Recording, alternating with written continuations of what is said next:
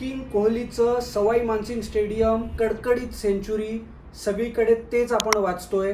पण अरे सामन्याचा रिझल्ट काय लागला? काय कारण होतं त्याचं? विराट कोहली फाफ डुप्लेसीनी चांगली सुरुवात करून दिल्यानंतर कोणीतरी 5वा गिअर टाकणं आवश्यक होतं ना मॅचमध्ये. ना फाफनी ते केलं ना विराटनी ते केलं.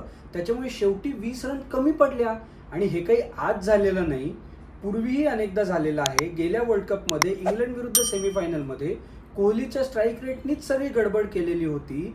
त्या आधीचीही अनेक उदाहरणं देता येतील. म्हणूनच टीम मॅनेजमेंटनी कुठेतरी नवीन खेळाडूंना संधी देऊन 200च्या पार गाडी जायचा प्रयत्न इंडियाच्या टीमसाठी केला होता. तो गेल्या 1.5 वर्षात यशस्वी झालाय. पण आता T20 वर्ल्ड कपला विराट कोहली जाणार हे जवळजवळ निश्चित आहे.